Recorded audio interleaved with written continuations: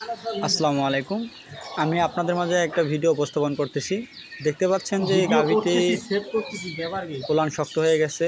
মূলত এটা হচ্ছে আমাদের খামারি ভেজে অনেকটা সমস্যা। আর এই উলান শক্ত হয়ে যাওয়ার পরে গাভীটি আর সহজে রিকভার করতে চায় না, মানে গাভীটি একটু সুস্থ হতে চায় না। তো গাভীটির ক্ষেত্রে খাওয়া দাওয়া রুচি বন্ধ করে দেয়। গাভীটির শরীর আস্তে আস্তে শুকায় যায়।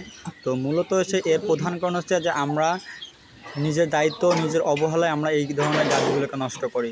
এর মূলত কারণ হচ্ছে যদি আমরা গাভী সঠিক পরিমাণে বা সঠিকভাবে না পরিষ্কার করে বা না গাভীটির দুধ দহন করলে মূলত এই ধরনের সমস্যাগুলো হয়ে থাকে।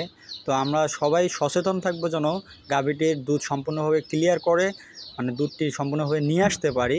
এবং আমরা চেষ্টা করব যেন গাভীর কোনো ম্যাস্টাইটিস আক্রান্ত গাভী যদি খাওয়া দাওয়া রুচি কম হয় তাহলে আমরা অবশ্যই ভেটেরিনারিদের সাথে সহযোগিতা নিয়ে আমরা গাভীটাকে দ্রুত চিকিৎসা আওতায় নিয়ে আসব। কারণ আমরা যদি দ্রুত চিকিৎসা আওতায় না নিয়ে আসতে পারি তাহলে গাভীদের বিভিন্ন ধরনের সমস্যা হতে পারে, যেমন তারা খাওয়া দাওয়া বন্ধ করে দিবে, এটা কনফার্ম, এবং তাপমাত্রা সবসময় হাই থাকবে। এক পর্যায়ে গিয়ে গাভীটি আর আমরা এর থেকে কোনো সুফল পাবো না। লাস্টে বাধ্য হয়ে আমাদেরকে গাভীটিকে পশু বিক্রির দামে আমাদেরকে বিক্রি করতে হবে। তো আমরা যদি এর থেকে সচেতন হই তাহলে ইনশাল্লাহ আমরা গাভীটিকে ভালো করে যত্ন নিতে পারলে গাভীটির সুস্থ হওয়ার সম্ভাবনা 100%।